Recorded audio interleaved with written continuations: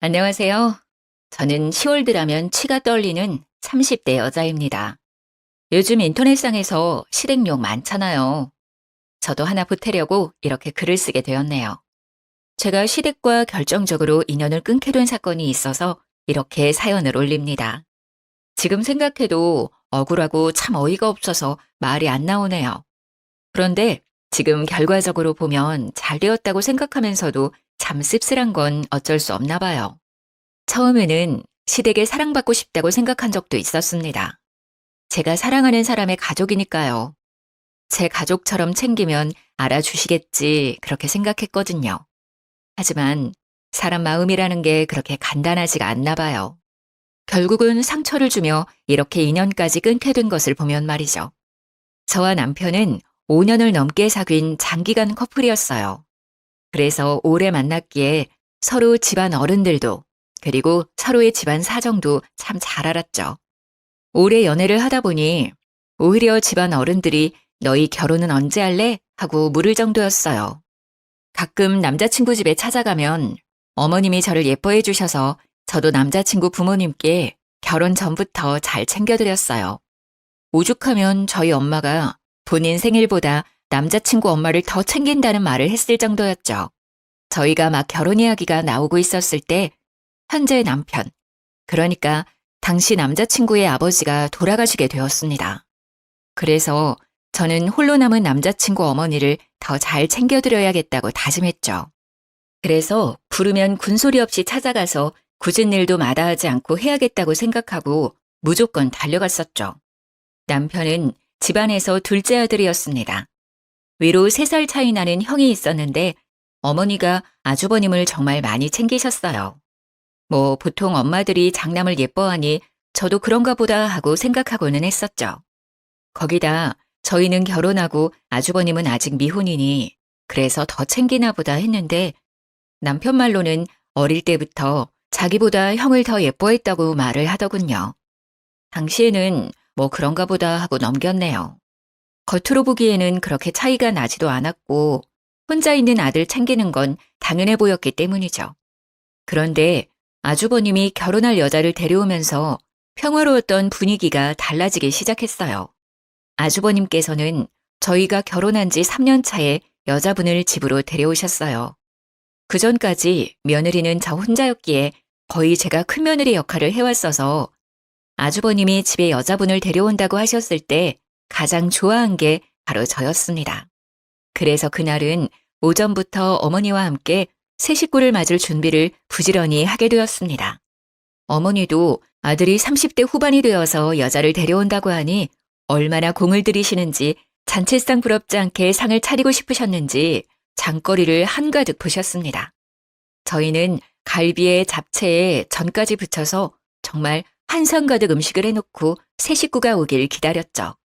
그리고 아주버님이 형님의 손을 잡고 현관문으로 들어오는데 여자분이 온몸을 명품으로 휘감고 있는 겁니다.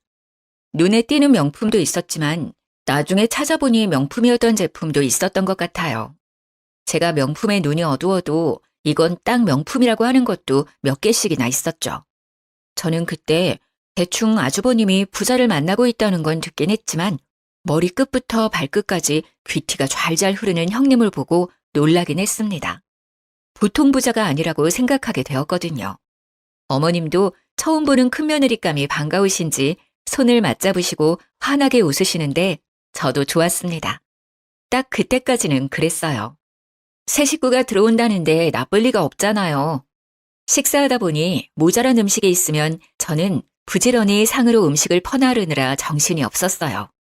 어머님이 갈비가 모자란다고 하자 저는 일어나서 갈비를 퍼오는데 거실 상에서 화기애애한 웃음소리가 퍼지고 있었죠.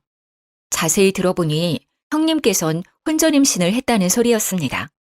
저는 순간 3년 넘게 임신을 하지 못하고 있었기에 저도 모르게 어깨가 움츠러들더라고요. 그래도 어쩌겠어요. 집안의 축복인 건 맞죠. 하지만 저를 속상하게 했던 건 형님의 임신 소식이 아니었습니다. 바로 너무도 바뀌어버린 어머님의 행동이셨죠. 제가 갈비를 상위에 내려놓자 어머님이 형님의 손을 꽉 붙잡고 말씀을 하셨어요. 어머, 요즘은 아이를 다 혼수로 가져온다더니 참말이네. 정말 예쁘기도 해라. 우리에게 오자마자 장손까지 만들어 오고. 고생했다. 여기 갈비 먹어라. 잘 먹어야 아기가 잘 자라지. 그때 저희 남편이 제 눈치가 보이는지 갈비 한 조각을 제 밥그릇에 올려놓았어요. 아이를 가지기 위해 그동안 노력해왔는데 아직 가지지 못하고 형이 먼저 가졌다고 하니 제가 신경이 쓰였나 봐요. 갈비는 우리 자기도 좋아하니까 많이 먹어. 요리 만들고 준비하느라 고생했어, 자기야. 그래도 그 한마디가 얼마나 고맙던지 저는 남편을 향해 미소를 지었습니다. 그런데 어머님이 저를 슬쩍 보시더니 네가 한 게 뭐 있다고? 그러시면서 갈비를 형님 앞으로 밀어놓으셨어요. 순간 남편은 무안해져서 저를 보며 멋쩍은 미소를 지었습니다. 그때는 어머님이 학수고대하던 아주버님이 결혼할 사람을 데려왔는데 기다렸던 아이까지 가졌다는 말에 너무 좋아서 그러시나 보다 했었습니다. 저는 다시 잡채를 가지러 부엌으로 가는데 뒤에서 어머니의 커다란 목소리가 들려왔어요. 어머, 대학병원 의사라고? 내분비과? 아이고, 우리 집에 드디어 사자를 가진 사람이 들어왔구나. 아이고, 장하다. 지훈이 너도 참 용하다. 어떻게 이렇게 귀한 사람을 집에 들여왔다니? 참 우리 집에 복덩이가 들어왔구나.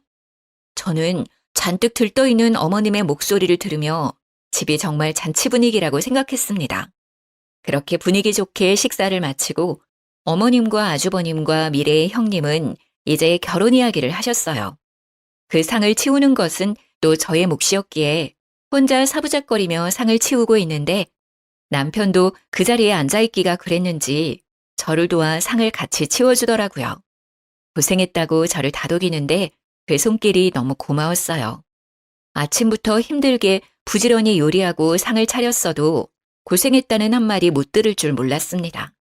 그런데 남편이 그 맘을 알아주니 속상한 마음이 사르르 녹아내렸죠. 상을 치우고 과일을 내가는데 형님이 어머님께 선물이라고 명품 가방을 떡하니 내놓더라고요. 어머님은 너무 좋아하시며 잇몸이 만개하게 찢어지셨어요. 의사니까 역시 돈도 잘 버는 거겠죠. 어머님의 커다래진 입을 보는데 제가 괜히 죄송해지더라고요. 저렇게 좋아하실 줄 알았으면 하나 사드리는 건데 하는 마음이 드는 겁니다. 제가 사드린 건 명품은 아니어도 국내 유명 브랜드들이었거든요. 역시 어머님도 여자셨던 거죠.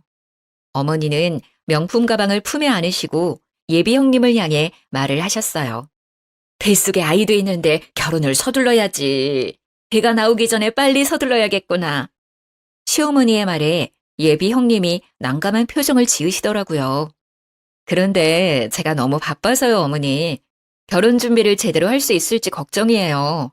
병원 일이 생각보다 한가한 일이 아니라서요. 어머님은 형님의 손을 꽉 잡으시며 활짝 웃으셨죠. 그럼 알다마다 큰일 하는데 바쁜 거 내가 다 알지. 결혼식 걱정은 하지도 말아라. 내가 다 준비하마. 여기 한가한 너희 동서도 있잖아. 그렇지, 작은 애야? 네가 결혼 준비하는 것 좀 도와주려무나. 저는 사과를 깎다가 두 눈을 동그랗게 떴죠. 아주버님의 결혼식을 제가 준비하다니요?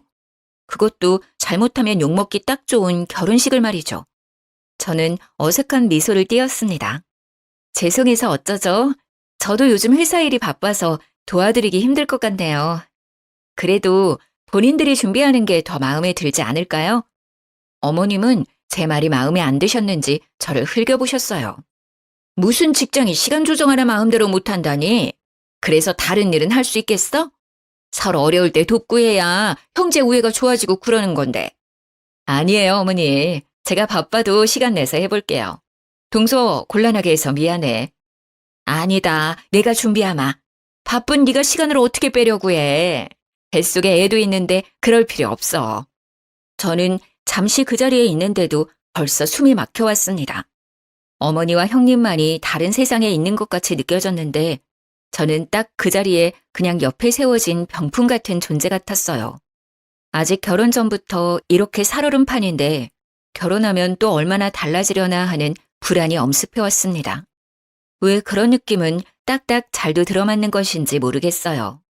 형님은 결혼 전부터 보통이 아니셨습니다. 그렇게 형님의 결혼은 어머님 주도 아래 수월하게 이루어지게 되었어요.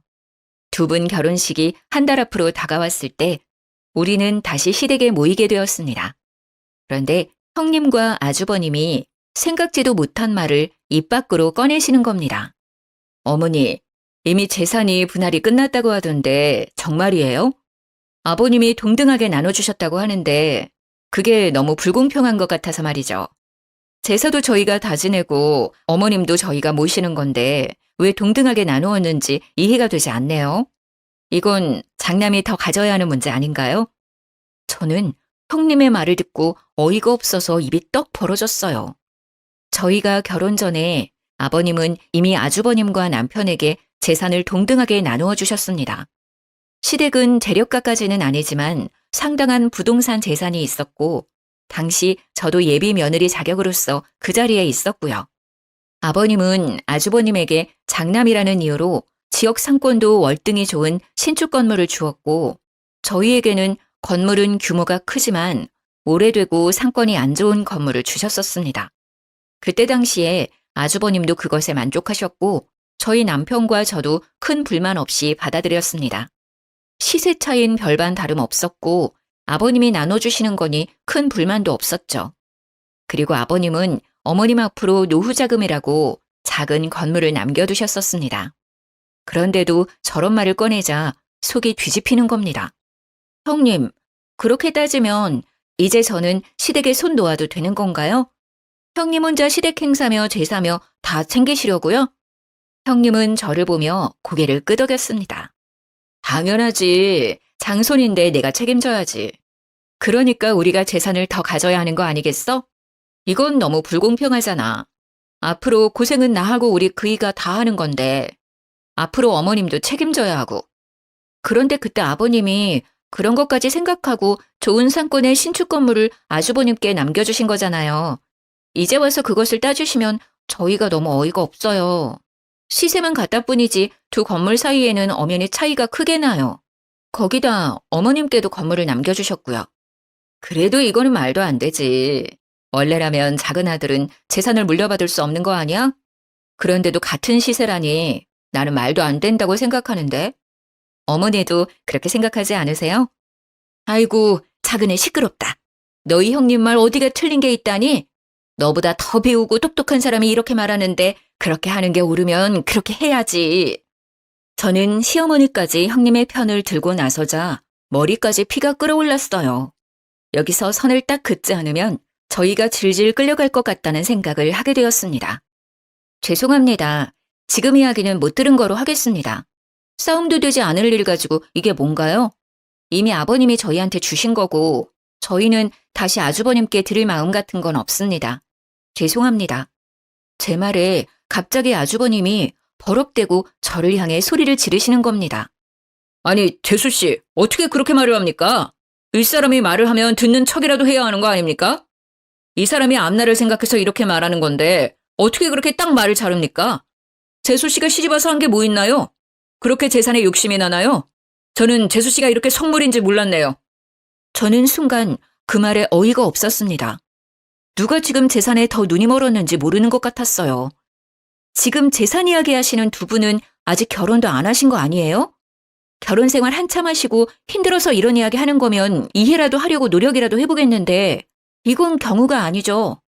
너는 윗사람한테 무슨 말을 그렇게 하는 거니? 어디서 배워먹은 버르장머리가 그래. 윗사람들이 아니다 하면 구분구분 말을 들을 연구를 해야지 어디서 따박따박 말대답을 하는 거야. 두 분이 한꺼번에 저를 향해 그렇게 말하니 속이 정말 뒤집힐 것 같았습니다. 어머니, 정말 말 한 번 잘하셨네요. 제가 장남이니까 더 갖는 게 옳죠. 재수 씨, 아버지가 주신 건물 주세요 그럼. 이렇게 긴 이야기 할 필요도 없고 서로 얼굴 붉힐 일도 없을 것 같네요. 가만히 우리들의 이야기를 듣고 있던 남편이 이제 참지 못하겠는지 제 손을 잡아서 일으켜 세웠어요. 도저히 가만히 듣고 있기가 불편하네. 이미 그건 아버지가 나와 아내한테 물려주신 건데 왜 형이 주라 말아야? 재산에 눈먼 사람이 누군데 내 아내한테 그런 말을 하는 거야? 이미 끝난 이야기니까 더 이상 할 얘기도 아닌 것 같네. 우리는 그만 집에 가야 할 것 같아. 가자, 자기야. 그렇게 저희는 집으로 돌아왔습니다. 돌아오는데도 정말 두 눈이 시뻘개진 두 사람의 얼굴이 눈앞에 어른거리는 겁니다. 어디서부터 잘못된 것인지 길게 한숨이 쏟아져 나왔어요. 하지만 그때는 그게 시작에 불과했다는 걸 우리 모두 알지 못했습니다. 두 사람은 무사히 결혼식을 올렸고 일주일간 신혼여행을 떠났습니다. 그리고 그렇게 복잡한 타이밍에 저는 그토록 기다리던 임신을 하게 되었어요. 남편은 저의 임신에 너무 기뻐하면서 형님 내외가 신혼여행에서 돌아오면 말하자고 너무 좋아하는 겁니다. 저도 드디어 아이의 엄마가 됐다는 뿌듯함과 함께 시댁을 찾았습니다. 모두가 둘러앉자 남편은 활짝 웃으며 제가 임신했다고 공개를 했어요. 모두 놀라지 마세요. 우리 집에 또 경사가 있어요. 제 아내가 드디어 임신하게 되었어요. 자기야, 그동안 고생했어. 정말 잘했어. 남편의 말이 끝이 나자 형님이 갑자기 대성통곡을 하기 시작하는 겁니다. 통곡은 점점 심해지더니 자지러질 정도로 눈물을 펑펑 흘리는데 저와 남편은 꼴먹은 벙어리가 되고 말았습니다. 어머님과 아주버님은 형님을 달래는데 저희는 무슨 상황인지 모르니 가만히 상황을 지켜볼 뿐이었죠. 드디어 형님이 진정하자 휴지로 눈물을 닦아내며 저를 쳐다보더군요. 동서, 좋은 날에 정말 미안해. 내가 유산을 해서 동서 임신했다는 소식을 들으니 뱃속의 아이가 너무 생각나서 그랬어. 우리가 재산 가지고 다툰 날 있잖아. 그날 그게 스트레스가 되었나 봐. 나는 그게 그렇게 분란을 일으킬 줄 모르고 꺼낸 이야기인데 형제 싸움까지 번지고 며칠 동안 끙끙 앓다가 아이가 그만. 저는 정말 할 말이 없어서 입을 다물었어요. 그 상황에서 무슨 말을 할 수 있겠습니까? 형님의 말의 뉘앙스를 보면 결국 우리가 재산을 내놓지 않아서 자신이 유산했다는 말이 아니겠어요? 시어머니는 저를 눈으로 흘기시며 입을 비트셨어요. 재산이 무슨 대수라고 뱃속에 장손을 잃어버리게 만들어. 그리고 너는 이 상황에서 임신했다고 그렇게 말하고 싶니? 지금 사람 염장 지르는 것도 아니고. 아이고, 애들이 배운 게 없어서 그런지 눈치도 없네. 어머니의 말을 듣다 못한 남편이 벌떡 자리에서 일어나서 소리를 질렀습니다. 어머니, 그게 지금 무슨 말을 하시는 거예요? 지금 형네 아기가 우리 때문에 그렇게 되었다는 말이라도 하시는 거예요? 이게 어떻게 저희 잘못인가요? 지금 저희 아이는 안중에도 없으신 거예요? 형님 잃어버린 아이만 중요하신 거냐고요? 자기야, 그만 일어나 가자. 더 이상 여기에 못 있겠다. 저는 남편 손에 이끌려 다시 집으로 돌아왔습니다. 그런데 첫 임신에 심한 시댁 스트레스를 받아서인지 유산기가 보이기 시작했어요. 아래에 피가 살짝 비치고 아랫배가 자꾸 뭉치고 아파지는 게 큰 병원에 가서 검진을 받아보려 했지만 대학병원같이 큰 병원은 대기가 너무 많이 걸려 있어 엄두를 못 내겠는 겁니다. 그래서 남편이 형수네 병원에 가서 검진을 받는 건 어떠냐고 물어보더군요. 어머님도 형님이 예약해서 허리 진료를 받았다는 겁니다. 거기는 형수백으로 검진을 앞당길 수 있는 거 아니냐고 말이죠. 저는 솔직히 형님에게 부탁하는 게 마땅치 않았지만 아이가 우선이니 전화를 걸어서 물어보기로 했습니다. 그런데 전화를 걸자마자 형님이 타박을 하시더라고요. 동서, 왜 전화했어? 바쁜 일 아니면 빨리 끊어. 혹시 이제는 우리한테 건물 넘길 결심이라도 선 거야? 그런 거 아니면 빨리 끊어. 나 바빠. 다시 머리에 혈압이 오르기 시작했습니다. 형님의 말을 듣자마자 내가 왜 이 여자에게 전화를 한 것인지 후회가 되기 시작했죠. 아니요, 그건 아니고요. 형님네 병원 산부인과 예약하러 가는데 혹시 빨리 앞당길 수 있는지 알아보려고 전화를 드렸어요. 곧 도착하니까 자세한 이야기는 일단 만나서 이야기 드릴게요. 갑자기 형님의 말투가 상냥해지기 시작했습니다. 어머, 그랬구나. 그런 일이면 말을 하지 그랬어. 내가 금방 알아봐 줄 수 있지. 잠시만 끊어봐. 내가 자리 있나 봐주고 다시 전화 걸어줄게. 그렇게 말하며 전화를 끊더니 10분 뒤에 다시 형님에게 전화가 왔습니다. 어머 동서, 내가 웬만하면 우리 병원으로 예약하려고 했는데 자리가 도저히 안 나온대. 대신해서 잘 보는 병원으로 예약해뒀거든? 거기로 가볼래? 그리고 건물은 출산 후에 이야기하자. 일단 뱃속 아기의 안정이 먼저잖아. 걱정하지 말고. 저는 형님이 예약해둔 다른 병원으로 내원하게 되었고 거기서 스트레스를 많이 받아서 유산기가 있다고 하면서 유산 방지 주사를 맞춰주었습니다. 그렇게 돌아왔지만 저는 이미 마음이 상해서인지 시댁 모임에 갈 때마다 스트레스가 쌓이더라고요. 그래도 어쩌겠습니까? 그 당시에는 이제까지 그렇게 해왔으니 부르면 당연히 가야 하는 거라고 생각을 하고 있었어요. 그게 효이고 그렇게 배워왔으니까요. 그런데 그곳에 가서 결국 저는 시댁에 학을 떼어버리는 일이 생기고 말았습니다. 그날도 시댁으로 가는데 가는 중에도 가슴 끈 명치가 답답하더라고요. 저는 이제 막 임신 6개월에 들어서는 중이었기에 어느 정도 유산에 대한 위험은 내려놓고 있었습니다. 그렇게 상에 둘러앉아 밥을 먹고 있는데 형님이 이번에는 주식 이야기를 하기 시작하셨어요. 어머니, 제가 말한 주식 사셨어요? 어때요? 돈 좀 만지셨어요? 많이 올랐죠? 형님은 이미 어머니에게 주식 투자를 권유해서 주식 투자를 했나 보더라고요. 어머님은 형님 말대로 주식이 올랐는지 입을 활짝 옆으로 찢으며 웃으시더라고요. 그러게 생각지도 않게 많이 올랐어. 너는 어떻게 이런 걸 잘 알고 있니? 정말 내 주위의 여편네들은 나를 그렇게 부러워한다. 며느리 하나 잘 뒀다고 말이야. 잘 됐네요, 어머니. 이번에 정말 확실히 오르는 화끈한 주식 있는데 한두 푼으로 투자해야 하는 게 아니라 한 번에 끌어모아서 투자해야 확실히 오르는 거거든요. 투자해보실래요? 주위에 어르신들 있으면 같이 투자하세요. 어머, 그게 정말이냐? 안 그래도 그 옆에 애들이 내가 주식으로 돈재미 좀 봤다니까 자신들도 투자하고 싶다고 야단이더라. 내가 알아보마. 형님은 어머니의 말에 활짝 웃더니 저희를 보며 말을 이었어요. 동서도 투자하는 게 어떻겠어? 이번에도 정말 확실한 주식이거든. 이렇게 확실한 게 나오기도 쉽지 않은데 내가 아는 애널리스트 말이라서 찐이거든. 차 떠나기 전에 올라타야지. 저는 그 주식 투자가 왠지 끌리지가 않았습니다. 주식이 오른다고 단언하면서 확신을 하는 게 못 믿어왔죠. 주식이라는 게 한 치 앞도 못 가리는 건데 말이죠. 저는 단칼에 거절했습니다. 죄송해요. 저희는 그렇게 크게 투자할 돈이 없어서 말이에요. 저희는 빼고 하세요. 아우, 정말 아까워서 그래. 그 애널리스트 말로는 3배는 기본이고 최대 5배 이상은 뛴다고 하던데 이때 아니면 못 산다니까? 그 건물 있잖아. 그거 팔아서 투자하는 건 어때?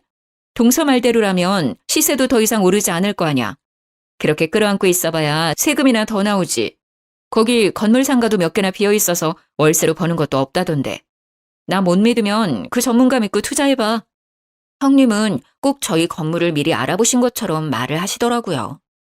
저는 오랫동안 아파트 건설업체를 다니고 있었습니다.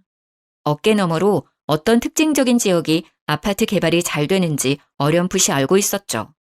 처음에는 잘 몰랐지만 아버님이 물려주신 건물을 보고 나서야 이곳이 잘하면 재개발이 들어갈지도 모르겠다는 생각을 하게 되었습니다. 문제는 그게 언제가 될지 그리고 재개발 허가가 날지 모르는 상태이지만 저는 그 당시에 이 지역은 언젠가 재개발이 된다고 생각을 하고 있었어요. 그래서 형님에게 건물을 팔지 않겠다고 말을 했죠. 아니요, 괜찮아요.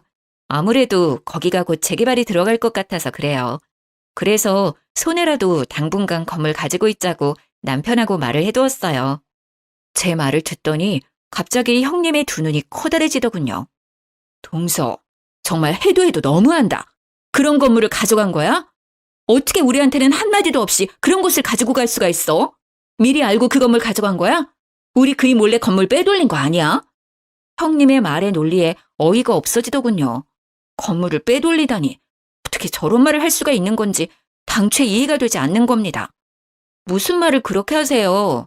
저희도 아버님께 물려받고 눈으로 직접 건물 보고 재개발에 들어갈 것 같다는 거 안 거고요. 아직 재개발 뜬 것도 아니고 그럴 것 같다고 분명 말씀드렸잖아요. 그런데 무슨 건물을 빼돌려요? 저희는 정말 아버님이 주신 대로만 받은 건데 그리고 제가 회사 다니면서 지역이랑 흐름 보고 저 스스로 판단해서 그렇게 말한 거예요. 형님 정말 말을 이상하게 하시는 거 아니에요? 그게 말이 되는 거야? 아버님이 주신다고 그런 낡은 건물을 얌전히 받았다고? 그게 더 이상하지. 분명 뒤에서 아버님에게 무슨 말을 했으니 이렇게 된 거 아니겠어? 어머니, 이거 사기 아니에요? 좋은 건물 차지하려는 것 같은데 어머니, 아무리 생각해도 이건 아닌 것 같아요. 저는 정말 미치고 팔짝 뛸 것 같은데 그 당시 아버님 옆에 계셨던 어머님까지 저를 몰아가는 겁니다. 큰아기 말을 듣고 보니 그렇구나. 너 정말 건물 노리고 그런 거니? 정말 사람 하나 잘못 들여서 내가 별꼴을 다 보는구나. 너 이게 무슨 경우냐, 어? 아무리 재산이 탐이 나도 그렇지. 그렇게 노른자 땅을 홀라당 가지고 가서 너 혼자 잘 먹고 잘 살려고 했니? 말하는 꼬락서니도 아주 뻔뻔하게 시리. 정말 그 말이 사실이면 저도 가만히 있지 못하겠습니다. 재수 씨, 이건 법적으로 사실 여부를 따져봐야 하는 겁니다. 사실이라면 지금이라도 이실직고 하세요. 순간 머리 꼭지가 돌면서 아랫배가 뭉치는 겁니다. 밑이 빠질 것처럼 아픈데 저는 배를 움켜쥐고 옆으로 쓰러졌어요. 어머니는 그 순간까지 저를 보고 타박을 하시는 겁니다. 얼씨구, 이제 내가 뭐라고 한다고 아프다고 생쇼를 하는구나. 정말 너 그렇게 안 봤는데 꼬리가 9 달린 여우 아니냐? 나 몰래 얼마나 너희 시아버지를 구워 삶은 거야. 안 일어나? 씨하지 말고 일어나! 저는 배가 아파서 식은땀이 흐르기 시작했어요. 저를 잡고 있던 남편은 제 손을 꽉 잡고 일으켜 세웠어요. 제발 억지 좀 부리지 마세요. 사람이 쓰러졌는데 계속 그런 이야기가 나옵니까? 자기야, 병원 가자. 이대로 안 되겠어. 저는 남편과 함께 급히 병원으로 향했습니다.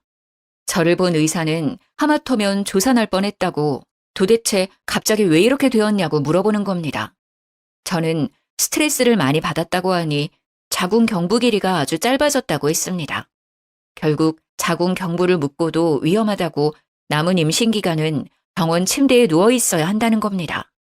서 있으면 밑이 빠질 것 같은 느낌에 배에 수축이 왔거든요. 병원 침대에 누워 있는데 괜히 서러워지는 겁니다. 보통 다둥이 가진 산모나 이렇게 한다는데 세상 원망이 다 남편한테 쏠렸습니다. 저는 아무 죄 없는 남편을 보고 윽박을 질렀습니다. 나 다시는 시댁 안 가. 이게 뭐야 진짜. 어렵게 아이 가졌는데 축하는 못할 망정. 하마터면 우리 아이 잃을 뻔했잖아. 나한테 다시는 시댁 가자고 말하지 마. 다시 또 나랑 시댁에 가자고 하면 나 당신이랑 이혼할 거야. 알겠어? 눈물이 나오는데 남편이 제 손을 꽉 잡더라고요. 알겠어. 안 가도 돼. 그동안 고생했어. 우리 집 일은 이제 내가 알아서 할게. 당신은 우리 아이 걱정만 하면 돼. 다시는 당신 속썩이는 일 없이 할 거야. 내가 미안해. 당신 고생시켜서. 그 말을 듣는데 다시 눈물이 왈칵 쏟아졌습니다. 그동안 참아왔던 서러움이 한꺼번에 터져나왔습니다. 예쁨 받고 싶고 사랑받고 싶어서 열심히 노력한다고 한 것 같은데 어디서부터 잘못되었는지 모르겠네요. 저는 그렇게 완전히 시댁과 단절을 하고 4개월을 침대에서 더 버텨 무사히 제품에 딸을 안았습니다. 작은 얼굴에 오밀조밀 예쁜 얼굴을 보니 그제야 좀 숨통이 트이는 것 같았어요. 그렇게 아이를 키우느라 몇 달을 정신없이 보내긴 했어도 아무 걱정 없이 우리 세 식구만 챙기면 되니 스트레스로 인한 두통도 명치에 답답한 것도 사라졌죠. 남편이 오기를 기다리며 저녁을 준비하고 같이 식사를 하는데 남편이 시댁 이야기를 꺼내더라고요. 나 밥 먹고 잠시 본가에 다녀올게. 집에 무슨 일이 있는지 오늘 어머니에게 전화가 왔더라고. 울면서 전화를 하셨는데 갑자기 형수랑 연락이 안 된다고 하시더라고.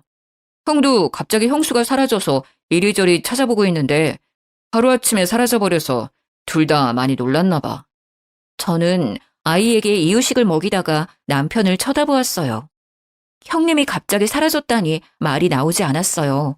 거의 1년 가까이 시댁 일에는 신경 쓰지 않고 있어서 따로 형님과도 연락하고 있지 않았기에 저는 남편이 들려주는 시댁 이야기로만 소식을 전해 들었습니다. 남편은 시댁을 다녀와서 한숨을 푹 내쉬더라고요. 저는 그때야 무슨 일이 크게 났다는 걸 깨달았어요. 무슨 일이야? 큰일이 난 거야? 형님은 찾았어? 어디 계시는데? 일단 신고는 해놨는데 그게 좀 이상해. 형이 형수가 사라지고 일하는 대학병원에 가서 형수를 찾으니까 없는 사람이라고 했다는 거야.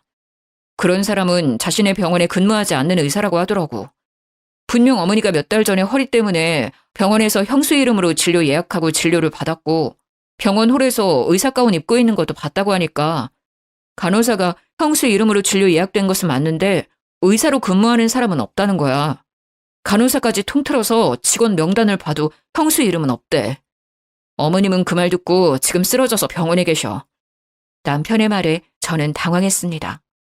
분명 우리는 형님이 그 대학병원 의사라는 것에 아무 의심이 없었습니다. 어머님이나 아주버님이 병원 홀에서 의사 가운을 입고 있는 형님을 만났다고 했으니까요. 그런데 막상 병원에서 형님은 그 병원 의사가 아니라고 하는 겁니다. 하지만 남편의 말은 거기서 끝이 아니었습니다. 그래서 경찰서에 가서 실종 신고를 하면서 정황을 이야기했더니 경찰의 말로는 사기꾼한테 당한 것 같다고 하더라고. 일부러 처음부터 형의 재산과 우리 집 재산을 노리고 들어온 전문 사기꾼 같다고. 그럼 형님, 아니지, 그 사기꾼을 다시 찾을 수 없다는 거야? 그런데 그때 어머님이 홀라당 주식 투자한다고 하시지 않았어? 그건 어떻게 된 거야? 그것도 가지고 도망간 거야? 지금 그게 가장 큰 문제야. 나도 그게 걱정되어서 물어봤더니 이미 어머니하고 형하고 건물까지 다 팔아서 그 주식에 투자했대. 경찰 말로는 그런 주식 자체가 없다는 거야. 아마 현금으로 돌려서 빼돌리기 위한 거짓말이라고 하는데 형수의 신원도 가짜고. 지금 조회 중이긴 한데 보통 이런 경우는 이미 해외로 도주했을 거라고 말하더라고. 신원이 가짜라니 무슨 말이야? 혼인신고 했을 거 아니야? 그게 형수가 일이 너무 바쁘다고 혼인신고를 미루자고 해서 혼인신고를 아직도 하지 않았다더라. 그래서 신원 추적이 늦어지고 있어. 정말 어머님은 믿는 도끼에 크게 발등을 찍히고 마셨던 거죠. 온 식구들을 속이고 시댁과 아주버님의 재산을 몽땅 갖고 튄 그 사기꾼은 몇 달 수사 끝에 필리핀으로 도주를 했다는 것을 경찰에서 밝혀냈다고 하더군요. 어머니는 쓰러진 뒤로 중풍이 오셔서 말도 어눌해지고 한쪽 몸이 마비가 오셨다고 해요. 문제는 어머님이 또 없는 돈까지 끌어다가 사기꾼에게 투자해버려서 빚도 상당하다는 겁니다. 하루에 몇 번씩 병원으로 빚쟁이들이 들락거린다고 하더라고요. 그래도 그 지역에서는 잘 산다는 소리를 듣고 살았던 시댁이 한순간에 빚더미에 앉게 되었습니다. 어머님은 어쩔 수 없이 사시던 집을 팔아 그 빚을 다 갚고 작고 낡은 주택을 월세로 얻었다고 해요. 저는 더는 시댁으로부터 스트레스를 받고 싶지 않았어요. 저는 그동안 할 만큼 했다고 생각합니다. 그리고 이건 어머니가 자초한 것으로 생각하기도 했고요. 번지르르한 겉모습과 의사라는 말만 믿고 모든 것을 믿어버리신 거니까요. 당신이 서운하게 생각할지도 모르지만 나는 어머니 일에 더 이상 신경 쓰고 싶지 않아. 어머니에게 갈 생각도 없고. 그러니까 나보고 어머니에게 얼굴 비추라는 말 하지 않았으면 좋겠어. 남편도 그동안 어머님이 저에게 한 행동을 고스란히 봐와서 그런지 별말이 없었습니다. 그래, 알겠어. 내가 알아서 할 테니까 당신은 어머니 일에 신경 쓰지 마. 그리고 남편은 어머니에 대해 저에게 말하는 법이 없었어요. 그렇게 몇 년이 흘렀는데 저의 예상대로 저희의 건물은 재개발이 진행되었습니다. 저희는 보상금으로 큰 돈을 벌었죠. 그 말을 저희 어머님이 어떻게 들었는지 저에게 수십 통 전화를 해서는 생떼를 부리기 시작하는 겁니다.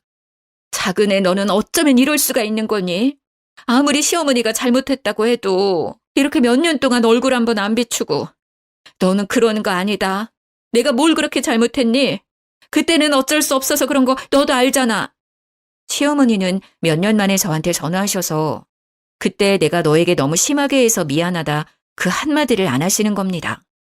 그때 제가 무슨 일을 겪었는지 어머니도 다 아시면서 말이죠. 저는 그 일로 뱃속에 아이를 잃을 뻔했는데 해도 너무한다고 생각을 했습니다. 남아있는 정도 없는데 더욱 어머니에게 정남이가 떨어져 버렸죠. 어머니, 정말 너무하시는 거 아니에요? 그때 어머니께서 저한테 어떻게 하셨는지 벌써 잊으신 것 같네요. 그때 제가 얼마나 속상했는지 알기나 하세요? 그 사기꾼 형님한테 홀라당 넘어가셔서 제 뱃속에 있던 손녀까지 위험에 빠뜨릴 뻔한 거 벌써 잊으셔서 저한테 이러시는 거예요? 지금도 가끔 생각하면 명치 끝이 뜨겁고 답답해져요. 그런데 전화해서 그때는 어쩔 수 없었다니요? 어머니는 다 알고 계셨잖아요. 그게 차별이고 폭력이란 거 알면서도 형님이 사주는 명품 가방에 넋이 나가신 거죠. 형님의 배경에 눈이 멀었던 거고요. 다시는 저랑 제 딸 얼굴 보려고 하지 마세요.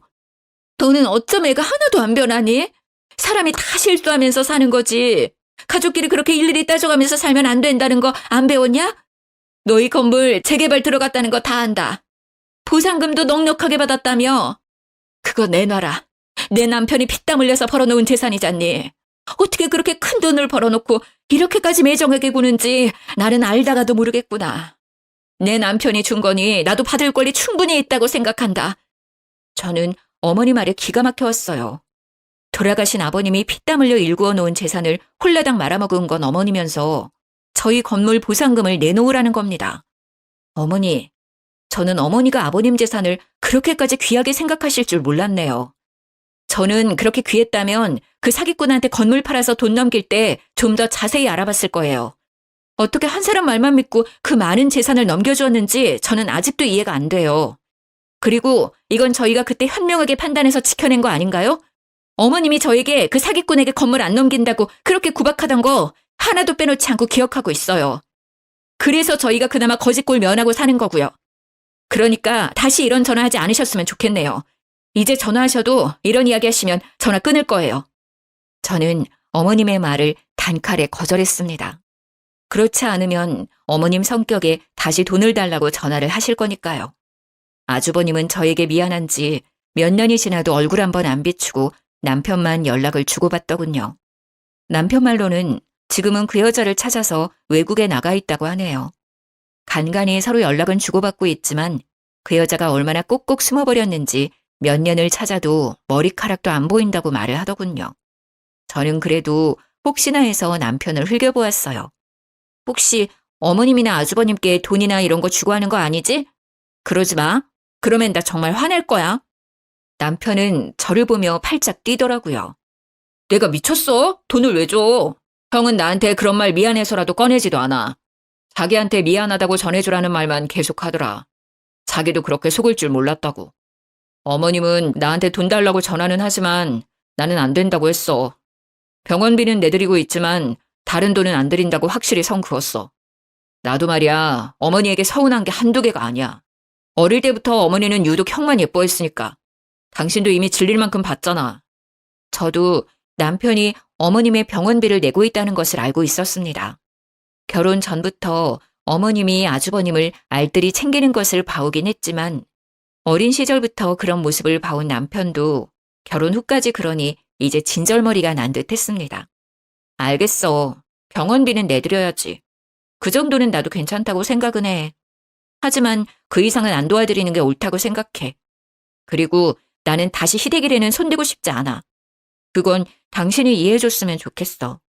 남편은 알겠다고 자신의 집일에 신경 쓰지 않아도 된다고 했습니다.